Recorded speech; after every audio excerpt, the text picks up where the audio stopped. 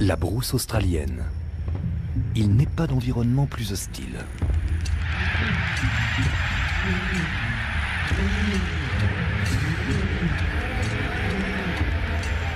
Dans cette désolation, une volée de plusieurs milliers de cacatoès criards et indomptables. Ils font plus que survivre. Ils prospèrent.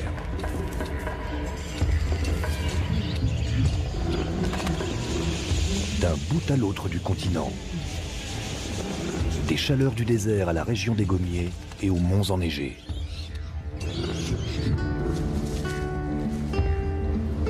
Ces oiseaux insolents au plumage chatoyant ont fait de l'Australie, envers et contre tout, le pays des perroquets.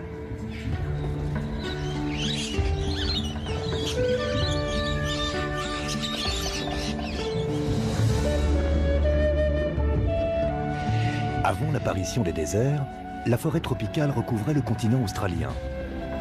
De cette forêt, il ne demeure aujourd'hui que quelques poches isolées.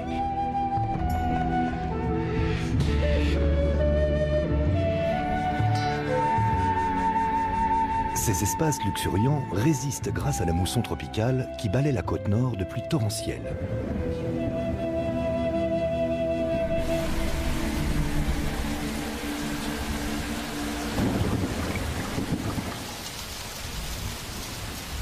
Dans ces forêts, des groupes de perroquets aux couleurs éclatantes, agiles de leur bec et de leurs pattes, ont appris à extraire leur pitance des graines et des fruits qu'on y trouve en abondance.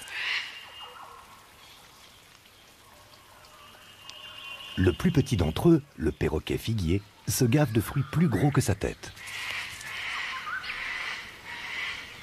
Les mâles arborent en général des couleurs assez vives, de nature à attirer l'attention des femelles sans pour autant appâter les prédateurs.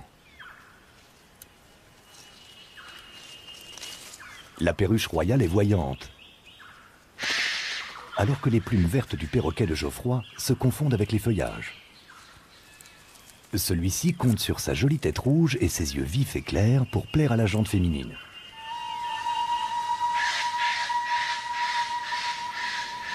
L'un des oiseaux les plus étonnants qui soit est le grand Eclectus.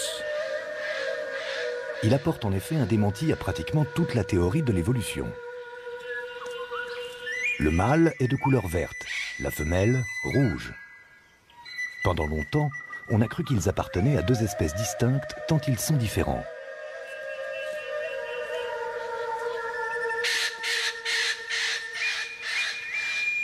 Le scientifique Rob Heinz-Hone a entrepris de découvrir les secrets de ce volatile singulier. L'Eclectus offre un cas exemplaire de l'évolution des perroquets. Leur coloration pose une énigme. J'ai voulu savoir pourquoi ils étaient si différents.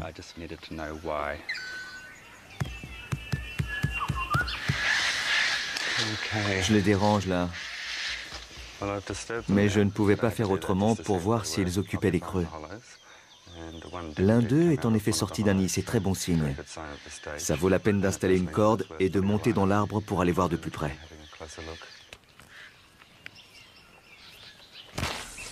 Il restait tout de même un problème. J'ai le vertige quand je suis en hauteur. La tête me tournait de plus en plus.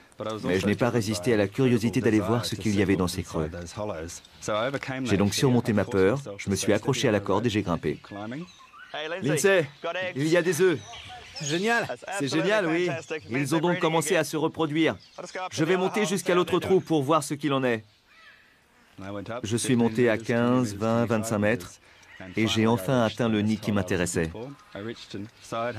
J'ai regardé à l'intérieur et il y avait là deux poussins magnifiques.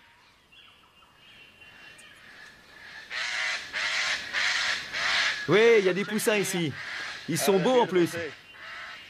Au cours des 8 dernières années, Rob a étudié cette femelle et les poussins qui vivent dans ce creux d'arbre. Il les mesure, les bague et surveille leur croissance. Sa présence ne semble pas perturber les poussins, ni dissuader leur mère de veiller sur eux. Notre femelle favorite, notre vedette, vient d'accomplir un numéro classique. Mettre au monde des petits en pleine forme comme celui-ci. Leur vie dans la forêt tropicale débute sous d'excellents auspices. Il n'est pas aisé de trouver un bon creux d'arbre, et la femelle garde le sien avec acharnement. On a surveillé son nid pendant de longues heures. On a construit des points d'observation dans les arbres voisins, on a passé beaucoup de temps dans les cimes, à simplement observer le comportement de la femelle. La favorite de Rob ne prend aucun risque. Pendant les 9 mois que dure la saison des amours, elle ne quitte pas son nid. Elle repose entièrement sur le mâle pour son alimentation. C'est du service à domicile. Elle se conduit comme une invalide qui resterait chez elle. Les mâles font tout le travail, vont et viennent, et lui régurgitent des aliments. En échange de ses faveurs, bien sûr. Toutefois, ce mâle n'était pas le seul à prendre soin d'elle. Elle faisait l'objet de toutes les attentions. En réalité, 7 mâles faisaient la queue pour la nourrir. Et elle s'accouplait avec chacun d'eux. Nous en avons déduit qu'il s'agissait d'une forme de ruse. Elle faisait en sorte qu'ils aient tous le sentiment d'être le père. Ce qui les motivait un peu plus pour lui rapporter de la nourriture. Les tests d'ADN prélevés sur les plumes des poussins révèlent cependant un fait surprenant.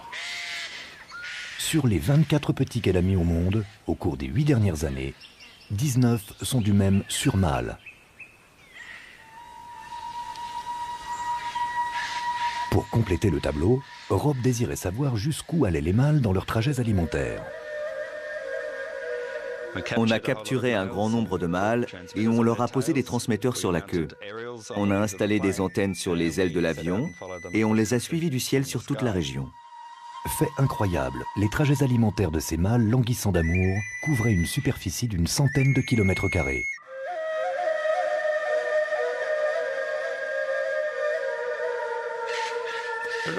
Il est apparu qu'ils s'occupaient de plus d'une femelle.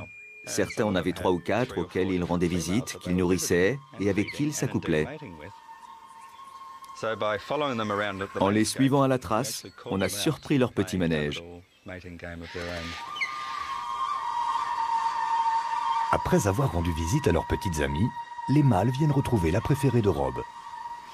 Il arrive souvent qu'ils regagnent le nid au même moment, ce qui donne lieu, le cas échéant, à beaucoup de chamailleries.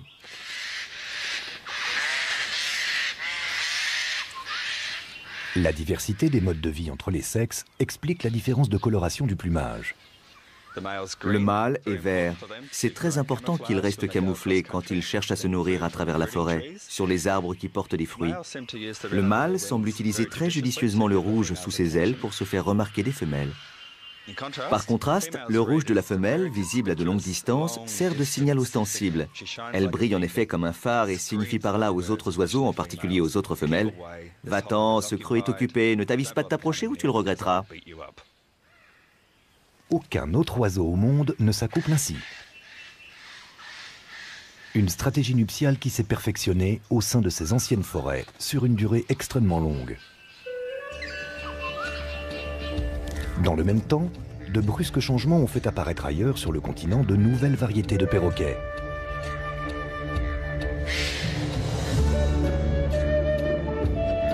Il y a des millions d'années, la plupart des forêts tropicales australiennes se sont asséchées et transformées en bois clairsemé. Nombre de perroquets ont dû s'adapter à ces conditions moins clémentes. Pour survivre en lisière du désert, les cacatoès de Banks se concentrent autour de quelques cours d'eau jalonnés d'arbres. À la tombée du jour, les oiseaux arrivent des 4 coins de l'horizon.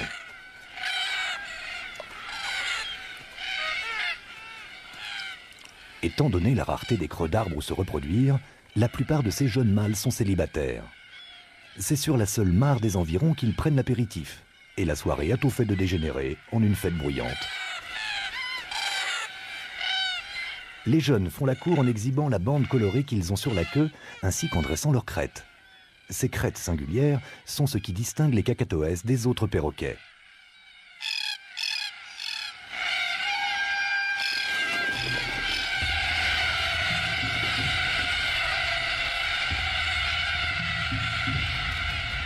Ces opportunistes se sont multipliés et propagés à la faveur de l'assèchement du continent. Au cours de l'ère glaciaire, sur des terres battues par les vents, d'immenses dunes de sable se sont formées. Herbes et broussailles se sont disséminées à travers le désert, produisant des graines en abondance.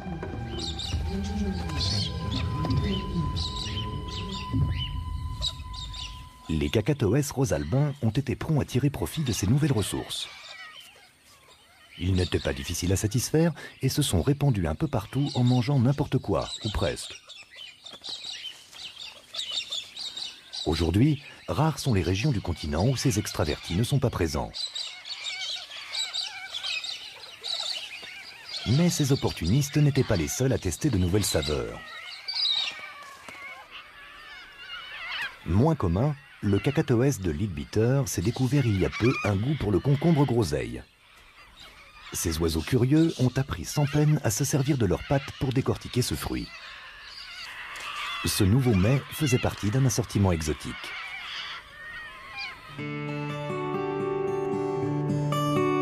Voici un siècle et demi, des vachers sont partis s'installer au milieu du désert. Où qu'ils aillent, ils fournissaient aux perroquets de nouvelles ressources. Les concombres groseilles ont été introduits pour nourrir les chameaux des marchands afghans qui voyageaient dans la brousse, où ils approvisionnaient des propriétés isolées. Ces pionniers menaient une vie éprouvante. En but à de fréquentes sécheresses, ils avaient du mal à s'en sortir. D'autant plus que les cacatoès se sont bientôt aperçus qu'il y avait là du cheptel.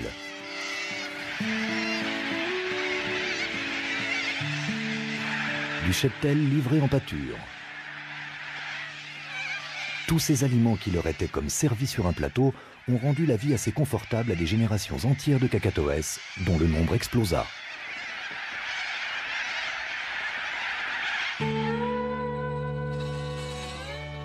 Période faste pour les cacatoès et les perroquets, qui s'est prolongée lorsque les colons ont découvert des nappes d'eau souterraines dans lesquelles puiser. Les bassins aménagés par l'homme ont contribué à l'expansion et à la survie des perroquets en des lieux qui jusque-là leur étaient restés interdits. La perruche de Barnard, la perruche ondulée, la perruche à tête pâle, toutes viennent y boire en famille. La perruche multicolore peut, il est vrai, vivre dans des régions arides. Mais qui dans la brousse refuserait une boisson offerte? Il pleut rarement dans les déserts australiens, où la sécheresse peut durer plus d'une décennie. Les points d'eau se transforment en boue.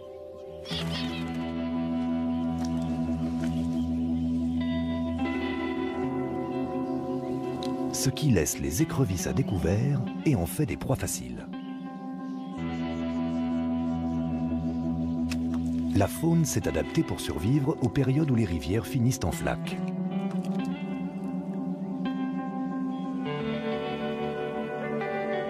Et où les lacs de barrage font place à des étendues craquelées et inutiles.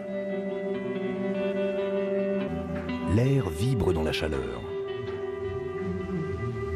Les cultures sont emportées par le vent. Et à l'intérieur des terres desséchées, on attend des pluies qui semblent ne jamais arriver. Les premiers signes annonçant la fin d'une sécheresse peuvent provenir d'un réchauffement de l'océan Pacifique occidental. Un cyclone se forme en aspirant la chaleur et l'humidité de la mer à son approche de la côte.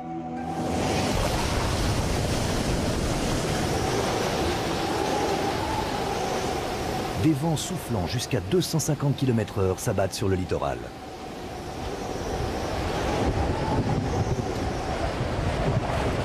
En avançant vers l'intérieur des terres, le cyclone s'affaiblit et donne lieu à des précipitations diluviennes.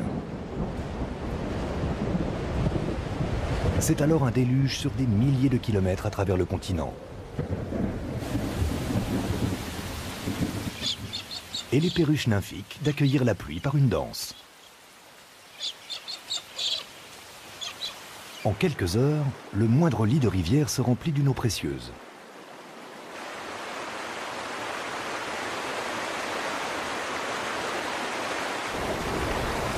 Les torrents dévalent les gorges étroites des chaînes de montagnes, érodant le paysage.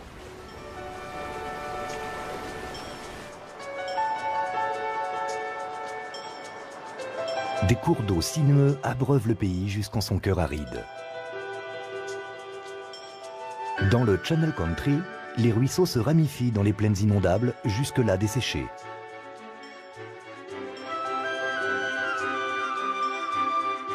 Le désert reverdit pendant quelque temps.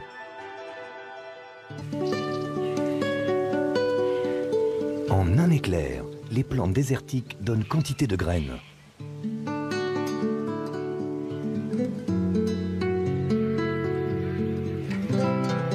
Les oiseaux aquatiques perçoivent mystérieusement cette transformation et voyagent sur de longues distances. Les poissons se reproduisent dans les lacs formés depuis peu, où se régalent les jeunes cormorans en pleine croissance. Les grues brolgas arrivent en quête de racines de lèche. Quand les herbes natives commencent à monter en graines, le décor est planté pour la venue des vedettes du désert australien, les perruches ondulées.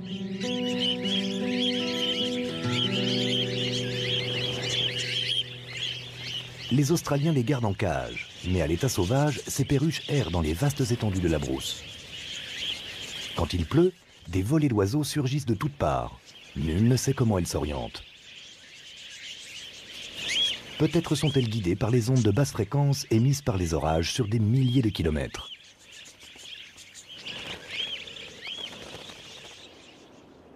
Leur but est de se reproduire avec frénésie tant que les conditions le permettent.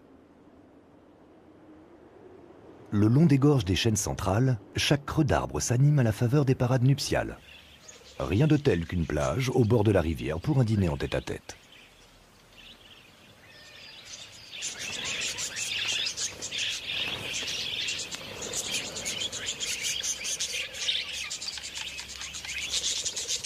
S'il est nécessaire d'être camouflé pour picorer par terre, il faut aussi savoir attirer l'œil d'une éventuelle partenaire.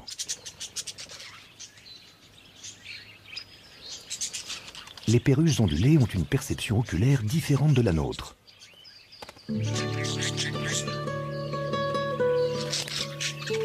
Les humains distinguent le rouge, le vert et le bleu. Les perruches, elles, ont une quatrième cellule oculaire qui leur permet de percevoir l'ultraviolet. Quand ils tombent sur certaines zones du plumage, les UV produisent une lueur réfléchissante. Il y a fort à parier qu'une femelle choisira le mâle le plus fringant, au plumage le plus vif.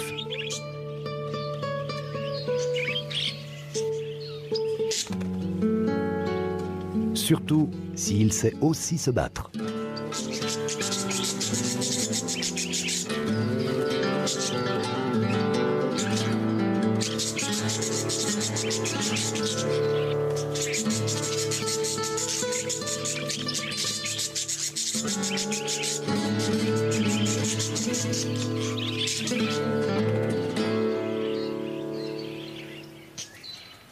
Ayant écarté son rival, le mâle peut à présent passer aux choses sérieuses et séduire la femelle.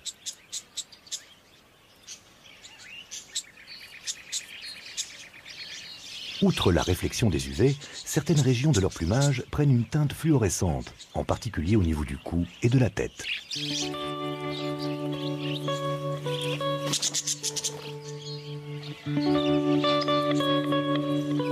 Le plumage ne trompe pas. Afin de rendre le sien attirant, le mâle doit être en bonne santé et exempt de parasites. J'ai d'excellents gènes, choisissez-moi. Voilà ce qu'annoncent ces taches.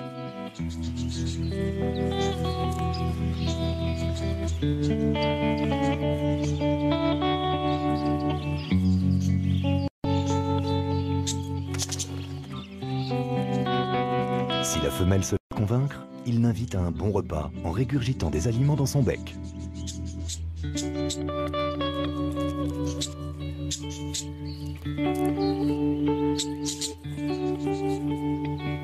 Dans les jours qui suivent, elle pondra environ 6 œufs dont l'éclosion aura lieu 2 ou 3 semaines plus tard.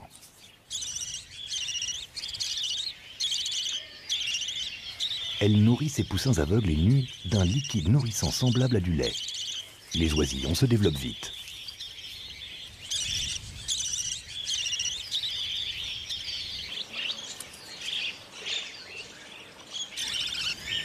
« 12 jours plus tard, les plumes des ailes apparaissent.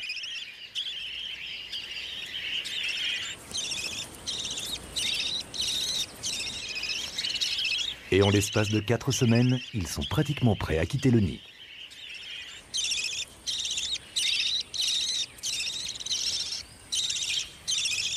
Ces poussins seront en âge de se reproduire dès le 60e jour après l'éclosion. Un taux de rotation ultra rapide destiné à faire sortir les oisillons du nid avant qu'il soit trop tard.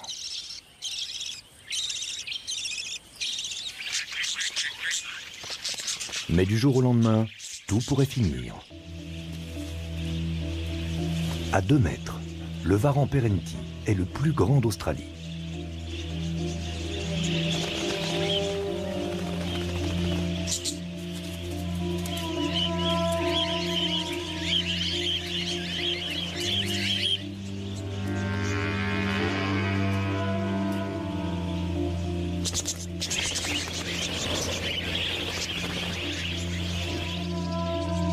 Prédateur infatigable, il couvre de grandes distances pour s'alimenter.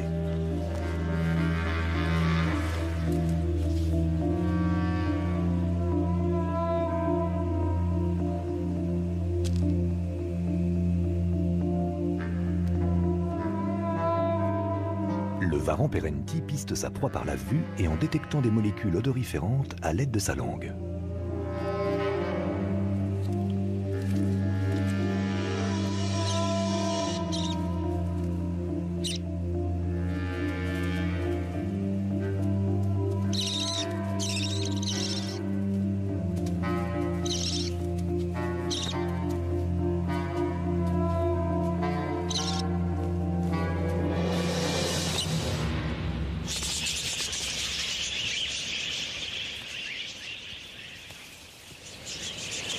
Dans le ciel, ils sont loin d'être aussi vulnérables.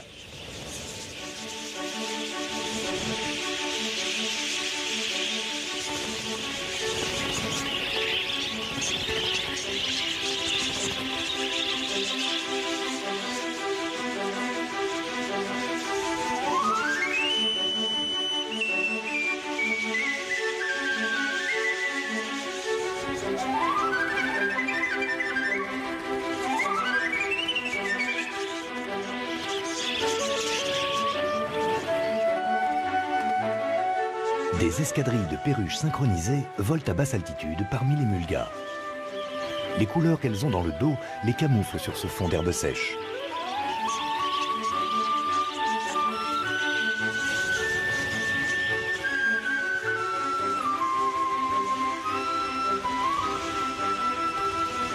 Là où vont les perruches ondulées, les oiseaux de proie suivent.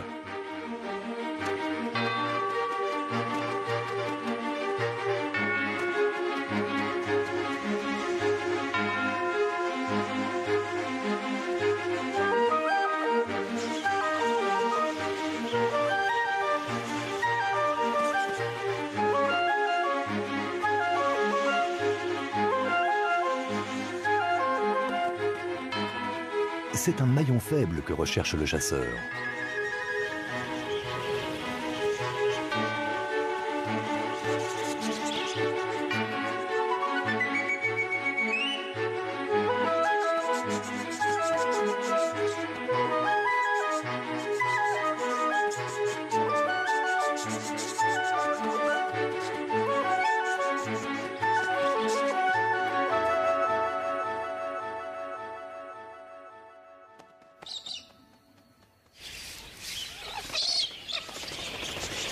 Cela dit, les perroquets d'Australie ne sont pas toujours à cheval entre la vie et la mort.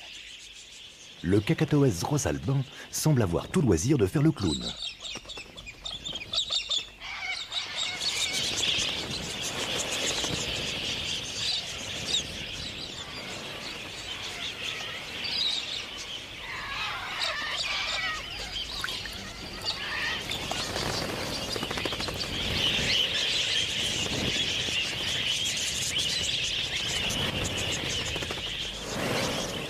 Certaines années, les perruches ondulées se multiplient si vite qu'elles deviennent pour un temps la famille de perroquets la plus nombreuse du continent.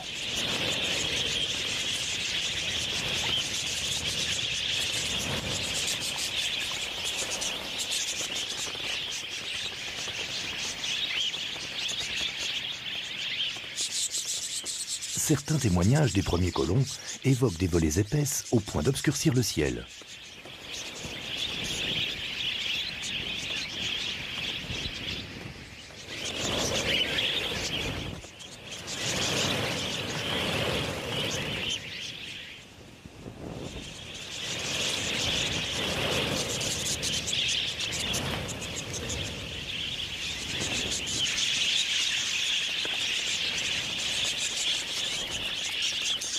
Mais les meilleures choses ont une fin.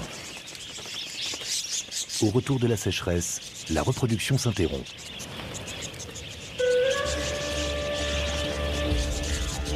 Après avoir élevé plusieurs générations d'oiseaux, les perruches se dispersent, reprenant leur vie nomade dans le désert, dans l'attente des prochaines grosses pluies, qui surviendront on ne sait quand.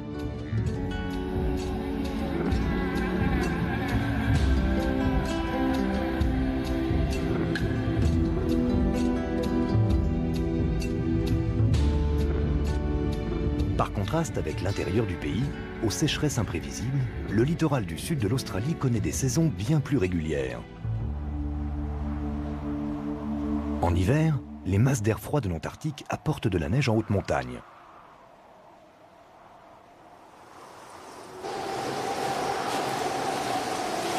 Les wombats peuvent fourrager par tous les temps.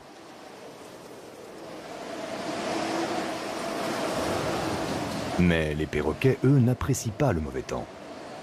Il en est pourtant qui parviennent à survivre au-dessus de la limite des neiges éternelles. Les perruches à ventre jaune s'approvisionnent en baies alpines dans le blizzard.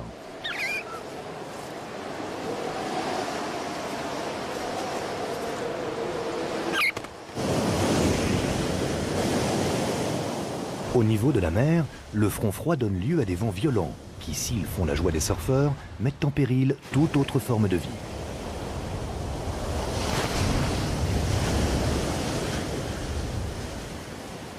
La perruche des rochers a intérêt à apprécier les plantes très salées.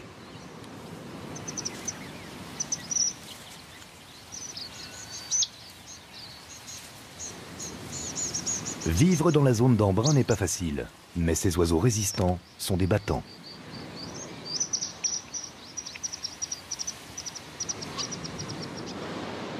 La situation s'améliore un tant soit peu dans la lande, non loin de la côte. Un environnement plus riche qui attire le kakatoès à tête rouge. À l'instar de la plupart de ses congénères, il est gaucher. De la patte droite, il se cramponne à une branche balancée par le vent, tandis que de la gauche, il tient le péricarpe.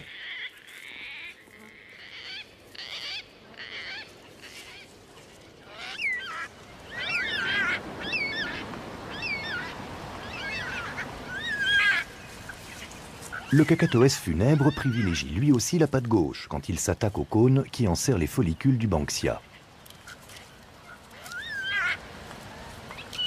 Une opération délicate qui nécessite assez de force pour rompre la dure enveloppe extérieure et de la dextérité pour extraire et peler les graines qu'elle recèle.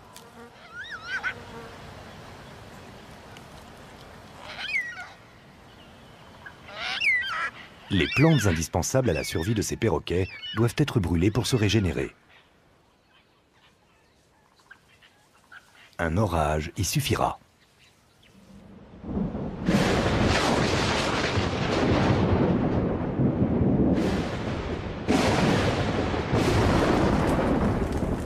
Mais la brousse australienne se laisse dévorer par les flammes. Il faut une chaleur intense pour libérer les graines du fruit du banksia. Les cônes du akea se fendent. Les fruits du gommier tombent sur le sol de la forêt.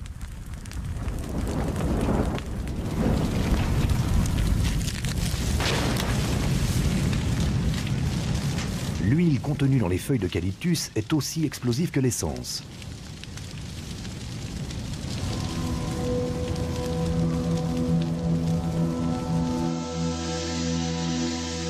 Sur aucun autre continent, les incendies ne se propagent comme ils le font en Australie.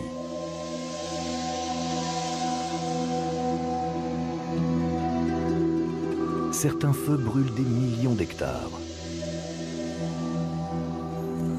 Mais quelques heures plus tard, les grands réveilleurs picorent déjà dans les cendres.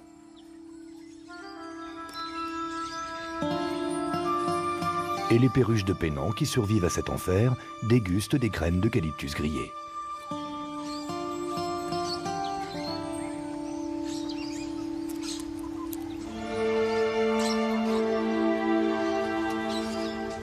À peine quelques jours après, les eucalyptus développent des pousses vertes.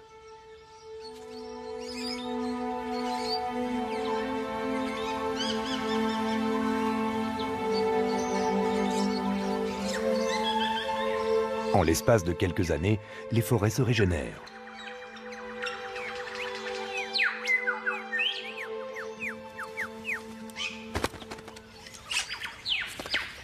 Ce n'est pas la nourriture qui manque.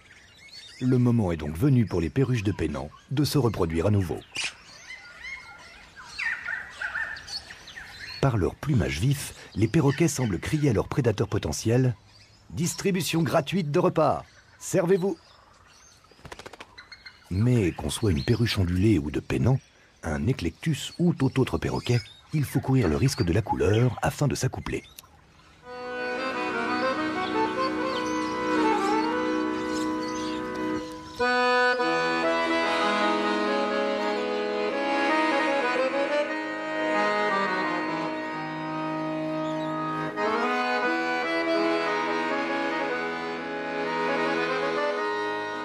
Certains ont le beurre et l'argent du beurre. Ces oiseaux au ton criard sont en réalité camouflés grâce à leur forme de feuilles et leur dos vert.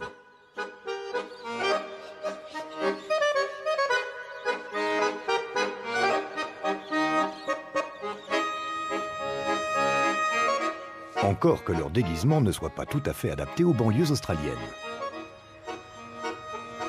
Depuis que les Australiens ont commencé à planter des arbres natifs dans leur ville, les repas sont offerts. Les perroquets acceptent volontiers l'invitation.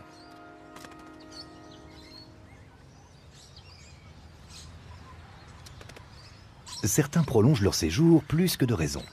Ne sachant plus que faire de son temps, ce Cacatoès a fini par se laisser piéger dans un isolateur électrique. Le Cacatoès nasique, lui, s'attaquera à tout ce qui se trouve sur son chemin, même une route en bitume.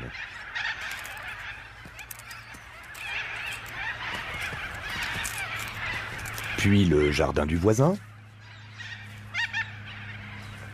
Mais ces dégâts ne sont rien comparés à ceux qu'il inflige aux agriculteurs. Car le Cacatoès adore les techniques agricoles modernes.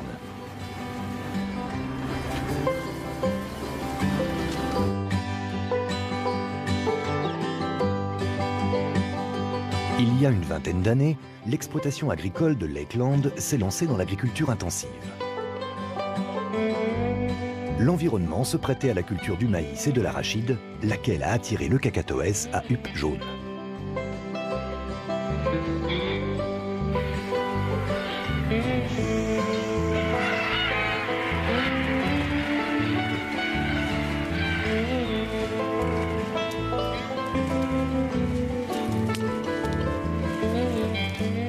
En l'espace d'une semaine, les oiseaux causent des dommages, évalués à plusieurs dizaines de milliers de dollars, sur les champs de maïs de l'agriculteur Darren Hoskins.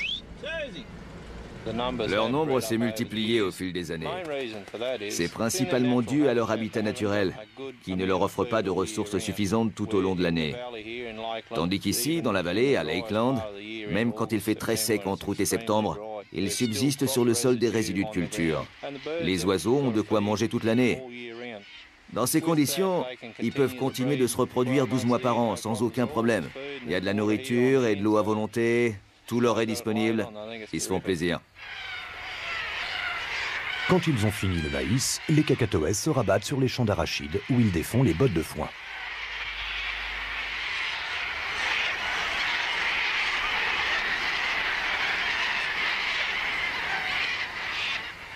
Les Cacatoès funèbres se joignent au festin.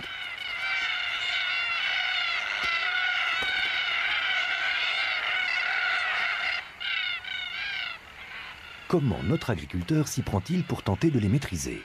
Je me promène en voiture et je leur tire dessus avec une arme à longue portée. Un coup de feu suffit à leur faire peur, ou même un coup de klaxon. Mais c'est une activité à temps plein pendant 2 à 3 mois de l'année. Vous passez votre temps à pourchasser les cacatoès en voiture d'un champ à l'autre, jusqu'à ce que la chaleur s'élève. Il se met ensuite à faire trop chaud pour eux, alors ils vont se percher dans les arbres avant de revenir s'alimenter. Et nous de repartir à leur poursuite. C'est vraiment pénible.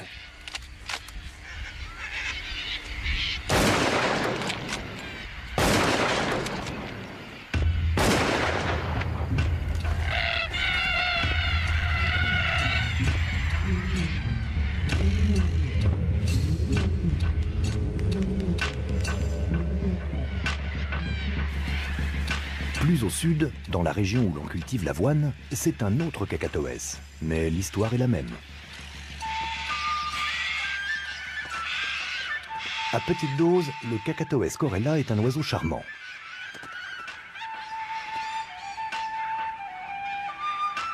Mais quand des volées qui comptent jusqu'à 30 000 oiseaux en maraude s'approprient une récolte, on comprend ce qui peut chagriner un agriculteur.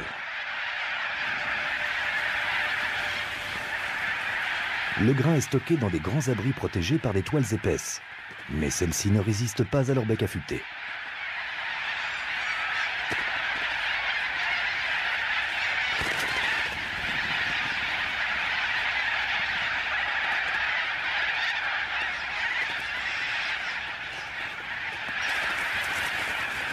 Après le plat de résistance, les oiseaux se rendent sur le vignoble le plus proche pour le dessert.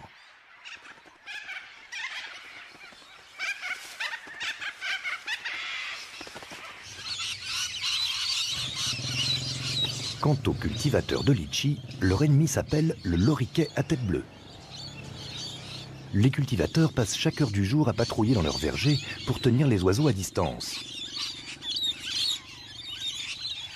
Tels des enfants placés devant des confiseries, ceux-ci picorent et gâchent chaque fruit.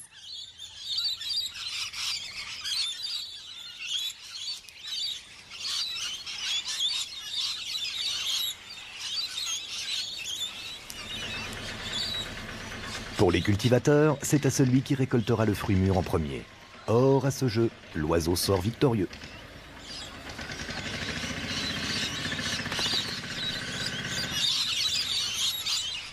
Néanmoins, tous les cultivateurs ne sont pas en guerre avec les perroquets.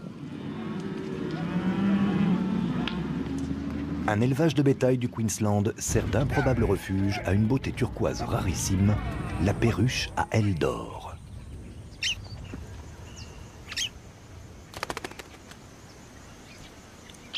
Au siècle dernier, des ornithologues attrapaient ces oiseaux prisés et dérobaient leurs nids.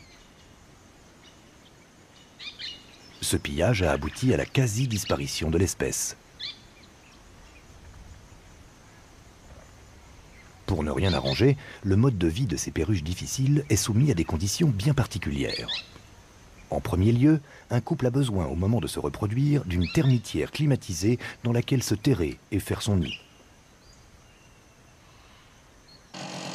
Ces perruches ont élu domicile sur l'exploitation de l'éleveuse Sue Shepherd.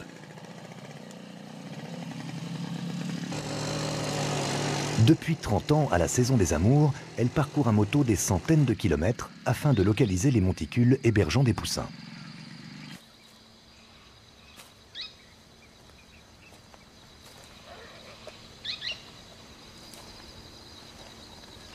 Dans la moitié des monticules occupés, elle a trouvé une larve qui ne s'observe que dans les nids de la perruche à ailes d'or. Il s'agit d'une larve de papillon de nuit qui synchronise la mue de ses petits avec l'éclosion des poussins. Les larves consomment les excréments des oisillons, ce qui paraît convenir à tout le monde.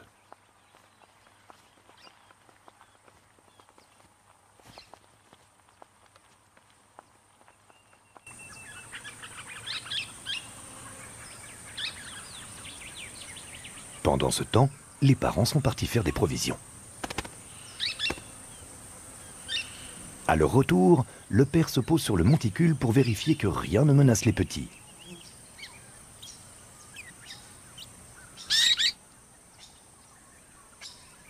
Et leur annoncer qu'il est l'heure du repas. Il monte la garde pendant que la femelle vient les nourrir.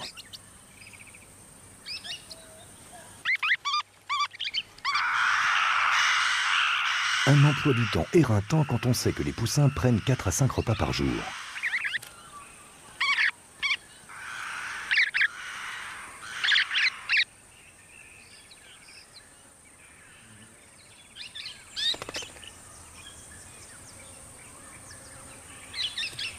Le rôle du père est de tirer de leur nid douillet les poussins âgés de 5 semaines pour les jeter dans le vaste monde.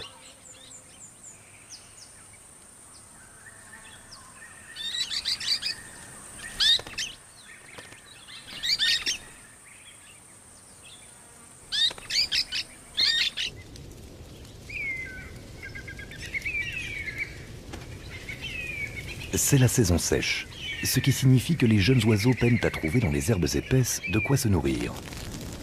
Sceaux facilite donc l'œuvre de la nature en brûlant la végétation et en exposant le repas suivant.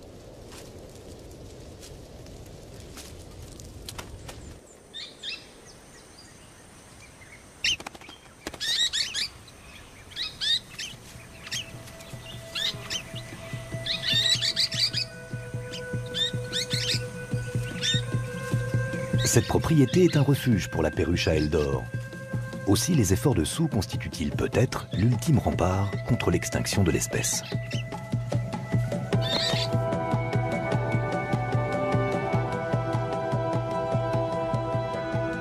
Encore plus au nord, dans les bois reculés de la péninsule du Cap York, un perroquet intrigue les scientifiques depuis un siècle.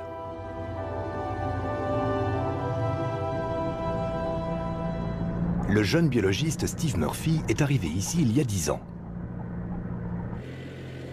Il cherchait à percer le secret du kakatoès le plus spectaculaire de la planète, le kakatoès noir.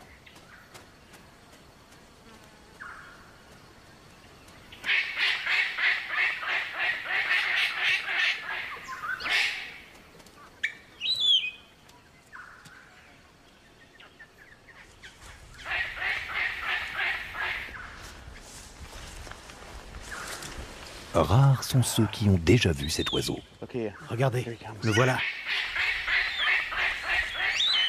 Le kakatoès noir est apparu il y a des dizaines de millions d'années, à une époque où la forêt tropicale recouvrait l'Australie. C'est le grand ancêtre de tous ces volatiles. Avant que Steve Murphy n'entreprenne son étude, cet oiseau mystérieux demeurait méconnu.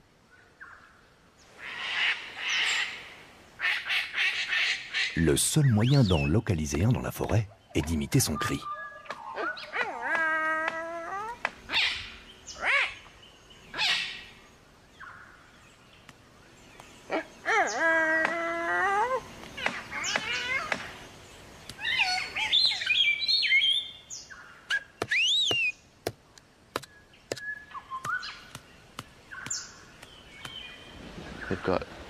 Il dispose d'un registre de cris très varié pour la parade.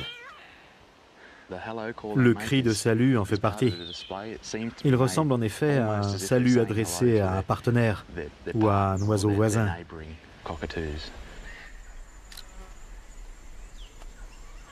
Contrairement à d'autres kakatoès, les noirs ne vivent pas en groupe. Une fois en couple, il semblerait qu'ils restent fidèles au même partenaire pour la vie. Ils peuvent par ailleurs vivre jusqu'à 90 ans. Une femelle en captivité a eu son premier poussin à 54 ans.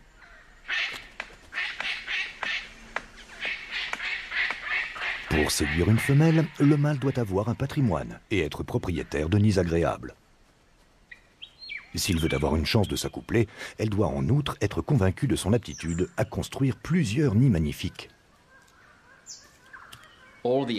Tous les aspects de la parade du kakatoès noir sont destinés à attirer l'attention sur ce bec massif. Le rouge sur la joue, le déploiement des ailes qui le grandit, tout est là pour attester de sa force. Et cette force dépend avant tout de son bec. Il cherche surtout à prouver qu'il représente un investissement sûr et qu'elle peut sans crainte placer tous ses œufs dans le même panier que lui.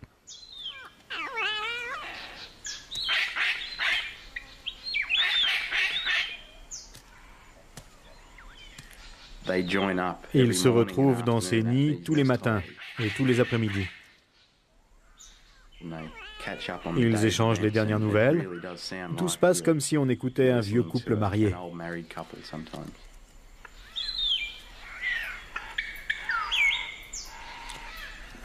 L'analogie ne s'arrête pas là. On retrouve chez eux, comme chez les humains, la fierté qu'ils tirent de leur lieu de résidence. C'est exactement pareil. Mais l'attitude la plus frappante, c'est quand le mâle rapporte au nid un petit morceau de bois et qu'il le fait retentir contre le nid. C'est peut-être parce qu'ils vivent si vieux qu'ils ont le temps d'en apprendre autant.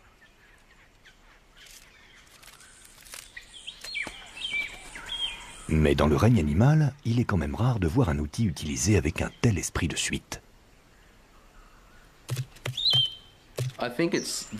Il se peut que la femelle observe ses percussions et en déduise quelque chose au sujet du mâle ou du nid. Elle tire une information du son qui résonne à l'intérieur du creux. On ne sait pas vraiment laquelle, mais en tout cas, elle se montre très attentive.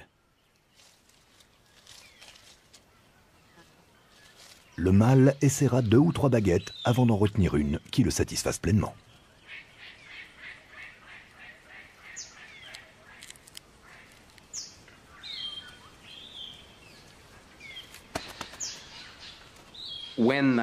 Quand il joue de la baguette contre le nid, on a bel et bien l'impression d'entendre un rythme.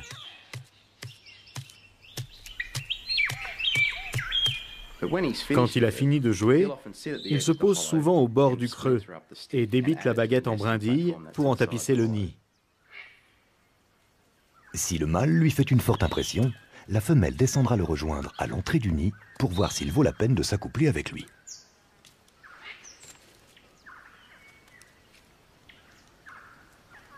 Une fois le nid approuvé, il s'envole pour un petit repas matinal.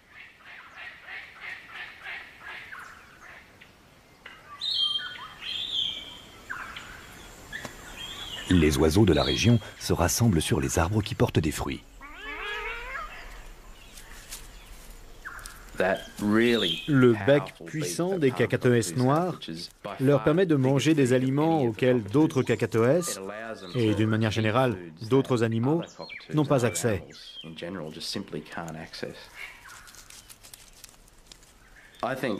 Les cacatoès noirs sont d'après moi très intelligents.